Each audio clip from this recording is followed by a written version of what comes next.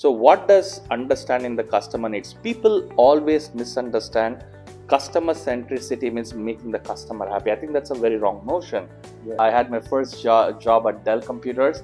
I did multiple jobs, and the one that kind of pushed me towards supply chain was that I was doing an analytical role during the project. Like you're almost like a spider in the web. We have our own minds. We use two major mine as well. Yes, Wow. yes. So that's impressive. This video is brought to you by us, SCMDOJO.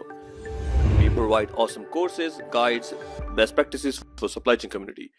Hi folks, welcome to one more episode of Supply Chain Show. A lot of people recently talking about customer-centric supply chain. You know, all your big four consultant of companies like McKinsey or Accenture, Gartner, they're talking about it, and a lot of companies want to build customer-centric supply chain, but they don't know how to. Today we have Syed, Azim here, and he is the SVP of RHM Magnesita. Magnesita. Magnesita. We'll talk about that. Who has done this job not once, not twice, more than many times, right? And when we met and we were, discussing, and I was actually inspired by his experience. So without any further ado, Mr. Syed, how are you, sir? I'm doing good. Good. So first of all, little bit of your background. We are in Amsterdam. Yes. How you get here? So start, from where you were, where you are, Absolutely. and about your company as well. Yes. So let me start from my education. So I'm an engineer. Great. Most of us are. Never did that job for a single day of my life. I had my first job at Dell Computers. Right. I did multiple jobs, and the one that kind of pushed me towards supply chain was that I was doing an analytical role. At that time, that was not called data scientist; it was called statistician, right? And I did a project for supply chain. Then when I started talking about it, I found that there is a life outside the Excel sheets, the spreadsheets, or the MATLABs that we are using that time to kind of build a lot of optimization models. And then that's where I got inspired, saying that that you can take an optimization model, put it in the real life, and use people to kind of drive those changes. So that kind of felt very good and close to me. And I also felt that during the project, like you're almost like a spider in the web. Mm-hmm. You're finding out what's happening in the customer side. Mm-hmm. You're finding out what's happening on the commercial side. Mm-hmm. You're also understanding what's happening on the operation side as well. So that's when I decided that I want to pursue a career in supply chain. Was in? Instrumentation and control. So a lot of statistics that involved when you studied that. Yes. Has your interest in data science? Yes, I always like mathematics. Yes. Statistics and probabilities are some of my favorite topics. Nice. I can talk about it. Not today. Not today. Exactly. Exactly. My team also says the same thing, by the way. Then I work for an Indian company which builds airports, seaports, real estate projects. Again, Right. there I was there to set up supply chain, because Indian companies have procurement, not supply chain. Mm-hmm. And the chief supply chain officer was a very inspiring visionary person who wanted to set that up. Then the whole financial crash happened. Okay. And then I was thinking, okay, what should I do? So I took a step back and said, you know what? I want to learn more about supply chain. I want to be very serious about it. And the best place I thought I could do that was as being a Six Sigma black belt. So I did a Six Sigma black belt with GE Aviation Energy in the aftermarket service business, but through Genpact actually. Yes, I did that for a couple of years. I got certified, learned a lot of it. Then I realized that the best place to learn supply chain was in retail, because they are the epitome of good supply chain practices. So I was working in Tesco in their Central and Eastern European operations, working on the planning, forecasting, those kind of in these areas as such.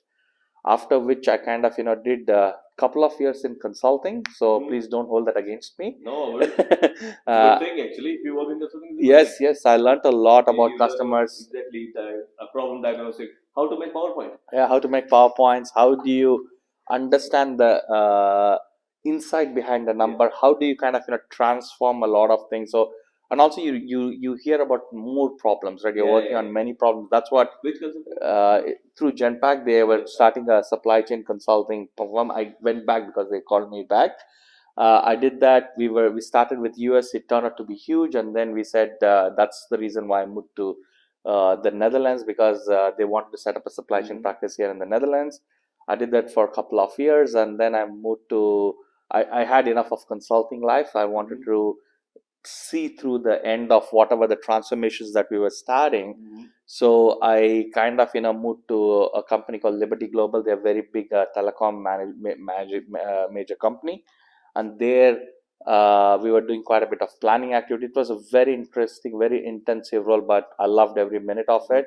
And then now here I'm at 𝐥𝐤𝐤 Magnesita. Before I talk about what I do in 𝐥𝐤𝐤 Magnesita, a little bit about 𝐥𝐤𝐤 Magnesita. We manufacture something called refractories. I know exactly the same feeling I had when the recruiter called me that they do something called refra. What? I said, yeah, refractories, but it's very much essential for our day-to-day life. So refractories are the products that can withstand high temperature. So usually our customers are steel, cement people. So refractories are the material that can withstand high temperature. So basically they use it in their linings. High pressure and temperature, mostly it's temperature relevant thing.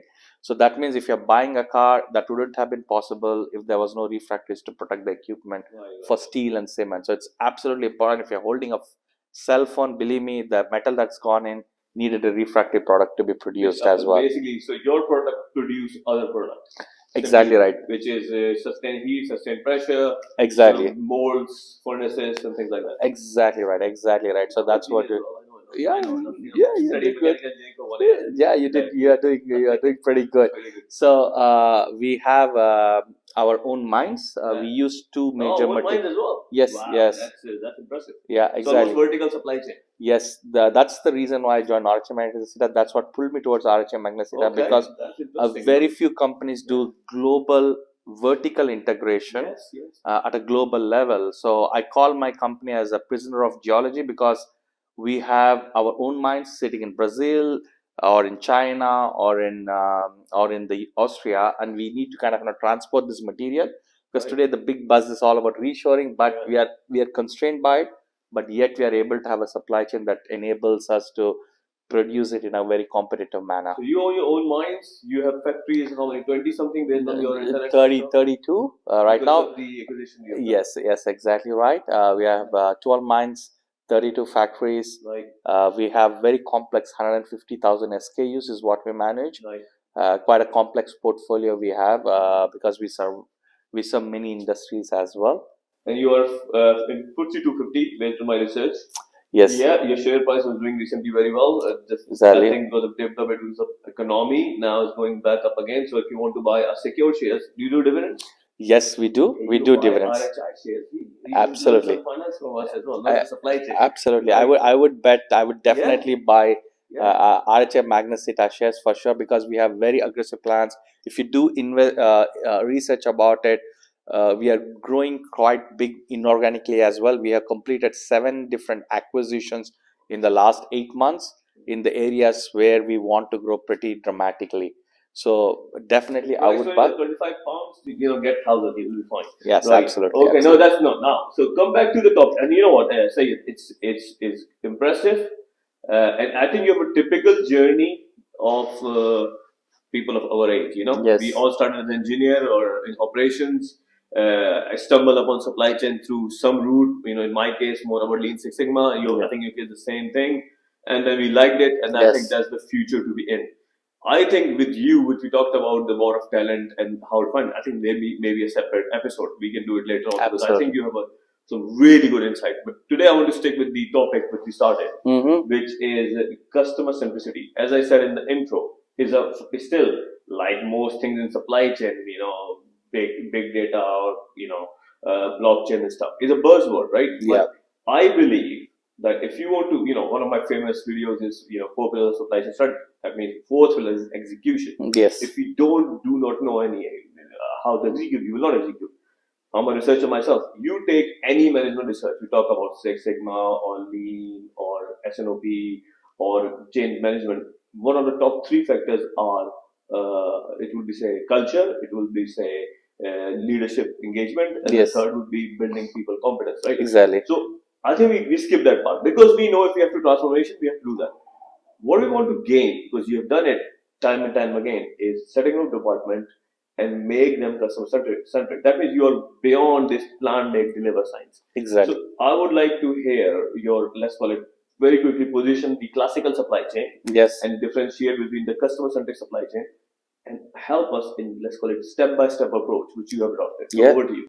Yeah, actually, it is very complicated, but it's a two-step process in my opinion. Okay. Number one step is understanding the needs of the customer, and step number two is providing them with choice and value. That's it. It all boils down to this. Let me Yeah, give but you easy to say than done. So how exactly, to understand exactly. and what customer need? And Yes, the second was providing them with choice and value. choice and value. And we'll talk about this in a minute. Yeah. So what does understanding the customer needs? People always misunderstand customer centricity means making the customer happy. I think that's a very wrong notion. Yeah. Customer centricity basically is to understand why the customer is buying for us and how can I generate value for him. Because there is a very old saying of Ford guy, right? Henry Ford basically said, if I ask the customer what will keep them happy, they would have said faster horses. But yeah. That's not the problem. He heard it from the customer. He said that the people want to use any kind of a mobile device, the automobile device, now it's called, is to go from point A to point B comfortably. That's what he was trying to solve. So I think this is what we kind of understand. And in the last 3 years, I don't want to talk about VUCA world, BANI world. This is the new buzzword. I never heard of BANI. So BANI is brittle, anxious, non-linear. I stands for, I forgot what I stands for, but we'll talk about this up separately. The world was always VUCA. Exactly. No, this is with the whole advent of AI, but we'll talk about this separately. But this is kind of has triggered to ensure that supply chain people have moved away from, we were doing the trade-off between cost, cash, and service. Yes. Now with the VUCA, we forced to have a fourth pillar called risk. Yes. But this is kind of accelerated. We were sitting somewhere in the back of the truck 10 years back probably. Now we are probably sitting in the cabin or sometimes in the steering ship as well. So which basically means we have an enormous reach within the organization. One of the best way we saw quite a bit of benefits or success was that not to just do your traditional optimization between plan, make, source, deliver, because what we found out was that in our success stories was that wherever we said, okay, let's try to make a very customer centric supply chain, they said, okay, let's do segmented supply. That's not what we are looking for. I think we should go beyond the plan, make, source, deliver. You have three upstream processes before, what we call as define, configure, sell. Define basically is your go to market strategy, configure is your product, and sell is your order to cash, your quotation pricing process itself. Now let me give you an example. If I say as a customer, and I always use this very famous airline example, assuming that you're a customer and you say I value price, right? And if you ask, I'll go back to my earlier statement, if you ask the customer what will make me happy, he'll say I want lounge access, I want the 3 Michelin star, lunch to be prepared in front of me, and I want to have higher luggage possibility, and I want to be boarded first, but I would like to pay economy fare. It doesn't work, right? But if you kind of turn the point around and say what's the value that the customer is generating in this define, configure, sell, plan, make, source, deliver kind of a process, is that they'll say, okay, he's buying because he or she is buying because he wants to go from point A to point B. That's the value he's looking at, the cheapest price. Which means that as a supply chain guy, I understand how to do this in plan, make, source, deliver. But if I start extending in my commercial and the sales world, for example, if I say, and we are in an industrial world, so do I give him a complex product or do we give him a simple product, which is again geared more towards my cost, which is very cost optimized in my production. This is in your configure part. Do I send my sales people? Do I send my installation people? Or we asking to buy through e-commerce platform? And guess what? If I do the e-commerce platform, if I do the product, imagine the kind of impact that you'll have on the plan, make, source, deliver part. It kind of changes the way you're operating even in your supply chain. So to summarize, understanding the need of the customer basically means that we need to go take our sales and commercial people along and say that, you know what, you have this reliability, responsiveness, agility, but you also have other parameters like product performance, my selling process. Where do I want to be better than my competition? If I'm able to chart it out in my end-to-end processes, then suddenly the services that you're offering is totally different. A, it's optimized. B, it's also you're providing a service where the customer is adding more value. Now let's come to the second step. Second step is providing them choice and value. Again, I'll go back to the same example. I'm in economy. Guess what? I want to have a legroom seat because I had a very bad day, long day. Now, the customer will not mind paying that additional option because at a certain period of time, he wants to do differently, because a standalone process or one size fits for all supply chain doesn't work. We all know this. Optimization doesn't work. But if you think about, if I kind of expand this from an end-to-end perspective, this becomes even more further. So again, if you go with a rigid kind of a process where you basically say that, I am going to give only this service to this customer, that never works. You also have to provide him the choice and the value. That is choice, saying that, you know what, if you want something more, this is the add-on, this is the services that you want to pay. Amazon has done this beautifully with a prime example. You can think of any example, right? Anything is possible in Amazon if you are providing the choice and value. In our side, we have a menu card in our logistics and our transportation process. So even for all the customers, he can basically choose using our transport management system. They can choose a premium delivery, they can choose a sustainable delivery, they can choose a normal delivery, how they want their products to be delivered. There is an option, right? Yeah, there is always an option. And customer, at any point of time, yes, he has his basic value why he wants to buy. At certain point of time, his need also evolves over a period of time. In a VUCA world, it's different. In a market where he wants to capture all his demand, his needs also evolve as well. So if you have this very rigid supply chain, we can't do that. So that's why I say that it's very two. One, take your sales and commercial people along, and always while you're designing your processes, you have this choice and values, front and center and the heart of everything that you do. That will kind of lead to that. So this you can put into reliability, responsiveness, or agility. Yeah, I want to extend this conversation with the supply chain design element, but I want to share something similar. Please. Happening as a friend. I am advisor and provide a supplier to Maersk myself. Everybody knows is a news now. I was not allowed to say it 18 months ago, but I'm allowed to say it now because the strategy is out. Maersk is going from a transformation. They are not more of big ocean freight giant. They are an integrated logistics company. They are buying a lot of warehouses, a lot of technology, and so on and so forth, because they want to become a 4PL. So they have this thing called Promised by Maersk. It's just 4 pillars. What it has is transportation by Maersk, fulfilled by Maersk, managed by Maersk, and powered by Maersk. Okay, fulfilled by Maersk is a fulfillment services. Managed by Maersk is almost like 4PL. But that's like almost common sense. But the real change in what Maersk used to be or China now, they call it service options. So as an end-to-end, they call it factory to sofa supply chain. Yes. What they come and say, you're SVP of your company, Magnesita, right? Yeah, 𝐜𝐸𝐤𝐸 Magnesita. Then, okay, how you want your product from point A to point B, and they will give you service options, yes. Right? Okay, you want to move faster, you want to move slower, you want to move this. So it's not about schedule anymore, because especially transportation ocean freight, it's all about schedule, delivery, schedule that. What they say is, you tell us with how speed you want it, and let us manage at whatever price. Absolutely. If we have to airfreight something to meet it, it's our problem. It's not your problem, right? Yeah. And I think it's more a mindset change than anything, right? Exactly. This is great, and after Maersk actually heard from you this service option, and I think customers should, or most companies or supply chain leaders should think about it. So that for me is very inspiring what you said. Now that leads to my second point. So step one, understand customer. Right? Needs, yeah. Yeah, as customer needs. Step 2 was options and choices. Right? Choice and okay. Yeah.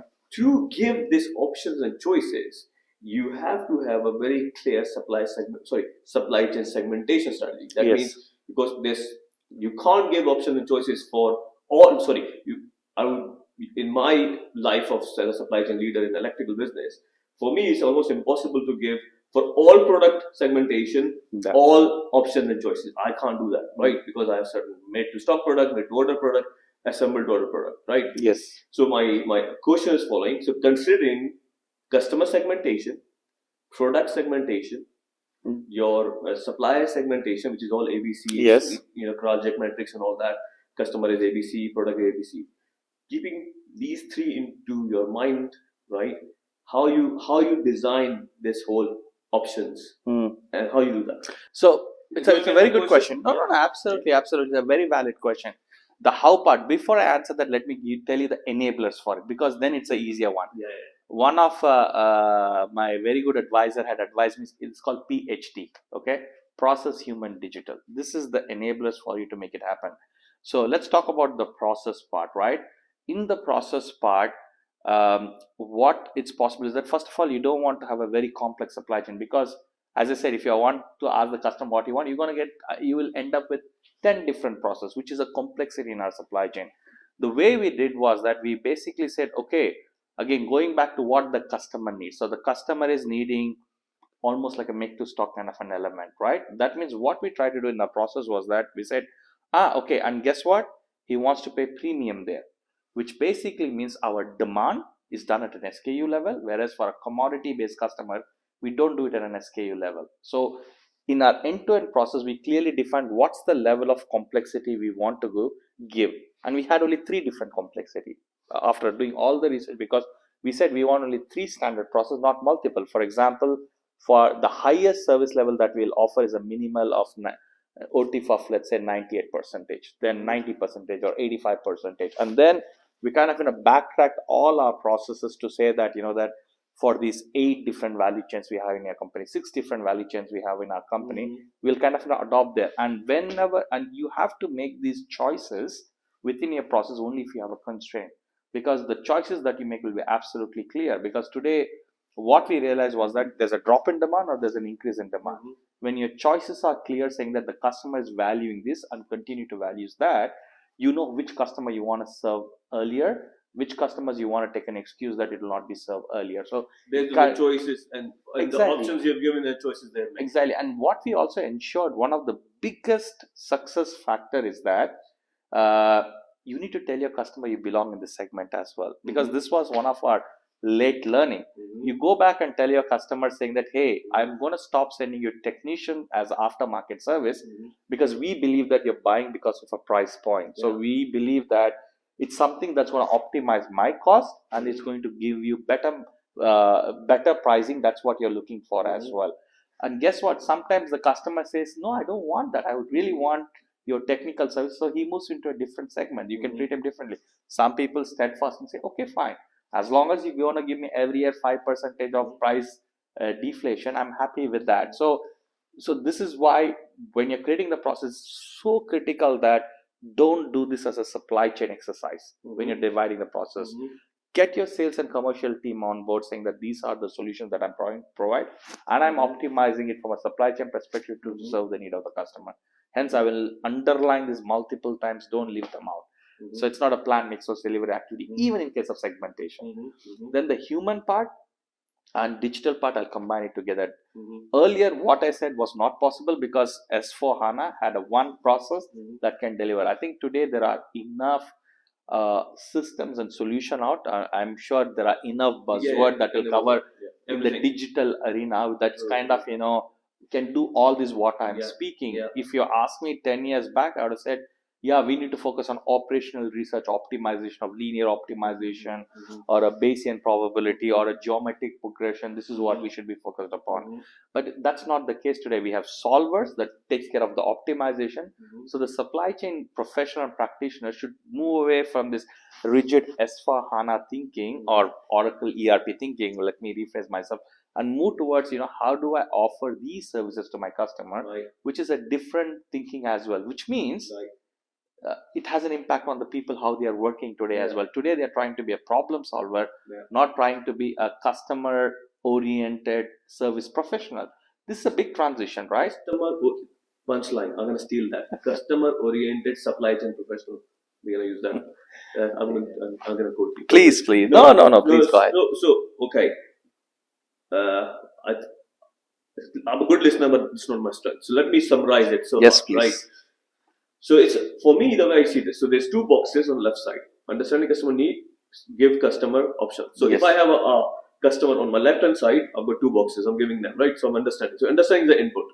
Then as the next step, I have identified my enablers, which is based on my current supply chain, design, vertical, horizontal, existing supply, which is segmentation I mentioned. Product segmentation, customer segmentation. But okay, then you introduce PhD. Okay, then you understand your processes, how many are flexible, which could be SNOP processes, production processes, supply SRM processes, the typical which we should have in the company. Then you move to the human and digitalization part, right? Human means how a human should work with the current digital landscape, because ERP is a space. If you Google right now why ERP sucks, my blog will come there number one, because they are not really. We use the word AI, but we use, I don't know, but most companies you still have to download all the data to do your analysis. Why ERP is not giving you preemptive suggestions that you have not made this product for a long time. Who knows, products don't make it again. Anyway, the point is, you're talking about the human and digitalization. Understand that part. So once you go through the enablers, the process identification, the human and digital part, then you have options to give. Exactly. Right? That means so you give all customer all options, or you even decide that there's no point giving this option to this customer? No, we don't give them all options. Right. We first of all, we make a recommendation saying that we think our sales and commercial teams thinks that this is the reason or the value that the customer is buying for. Yeah. And we basically made this very tough exercise of making the customer know this is the tough part as well. And then if they say they view it similarly, then yes, then that's what we kind of keep on running. By the way, it's not a one-time activity. We need to refresh this every year once at least. And with the technology, these things are possible. That's all I'm here to say. That don't fret that it sounds very complex as a concept, but when you think about it, no, it's not. I will give you the simplest example. Okay, how simple this can be. Imagine you are the baggage handler, okay, who doesn't know anything about segmentation, right? He doesn't know anything about this thing. And the reason why I take this example of a baggage handler is that he doesn't work for the airline. He doesn't work for the airport. He's an independent contractor, usually in most of the cases. Yeah. And he has only one instruction: don't drop the baggage more than 2 meters above from the ground. But let's assume that the airport door, the luggage door opens. What does he do? The first thing, he always unloads the first class passenger stuff. How does he do that? Because there is a tag. And how did the tag got generated? Because there was a process and the digital tool that enabled, when you're checking in, that kind of printed that bag for you. And there is a SOP for this baggage handler to know how to treat you. This is what end-to-end value chain is all about. This is how we create a customer-centric, saying that take it, and again, they have only 3 classes, right? Take the airline example. You have business, first class, and economy. Some people have economy flex. I would say stay with as simple as possible, because the number of process. Don't give 2 options as well. Yeah, exactly. Because you have your internal complexity, which means higher cost or a cash deployment. So what I strongly recommend basically is that to think about saying that, okay, this is what the customer is valuing. How do I change my internal process to make it happen? And don't be focused on this plan, make, source, deliver. And guess what? You still give all the 3 options. Customer can choose what they want, right? It's just that they need to pay differently for those options. And it will really help you make good decisions, including your make versus buy decisions, your hiring decisions, your process decisions. Yeah. Exactly. And that's why, right, I go back to my earlier example that now the supply chain leaders are sitting in the steering wheel or in the cockpit or in the cabin right now. You have the true power to kind of to take the sales and commercial people along in the journey. Which means any kind of a VUCA world or a BANI world, you're able to proactively address that as well. This is what we missed in the last 2 years. I wish I could have more hours, because my camera finishes in 30 minutes. So I'm just conscious that we cut it nicely, and I have a flight to catch literally in 2.5 hours. Right, it's a beautiful house. Thank you for having me here. Right, the weather was very good as well. Yes. You know what? It's a lot. I must say, a lot. Right. Congratulations. Syed Azim is an avid reader. I mean, I finished one book in 3 months. He finishes one in 1 week. So you can see the pace, right? Maybe I spend more time on LinkedIn. I should spend less time on LinkedIn. Right. So no, again, thank you very much. Thank you. I think you're doing great work, and I think I have definitely learned a lot. And I think we're going to convert that into a blog. Right, we will convert that into a blog as well, so that knowledge is available both in video and written form. So, Azim, any final words? Yeah, the only final word I would have basically is that go bold on digital. Digital is the answer. It's not a set of problem. Once you solve it, it's going to be your enabler for meeting all of your success. So go big on digital. Right. And for that reason, we have a supply chain digital self-assessment, so the maturity of your organization yourself. I made a course on supply chain digitalization because, as Azim said, go digital. And I would like to add this, for our folks, young folks who's watching this, say, Azim, you are a role model for us, right? You start as an engineer, you learn the art of supply chain, you read a lot. I mean, you read one book per week. I only read one book per 3 months. I spend too much time on LinkedIn. Maybe I should do less. But the point is, people like you is inspiration, right? You live in Amsterdam, you're SVP of the organization, you're still in the middle part of your career, and you're leading a supply chain for a bigger, billion-dollar organization, 400 plus people. What you've achieved is I think all supply chain people should aspire to achieve. So if you're looking for more role models, this man is here. Thank you for watching. Thank you for Azim to do what he does. As I always say, like, share, subscribe, and keep it simple and keep it real. Ciao.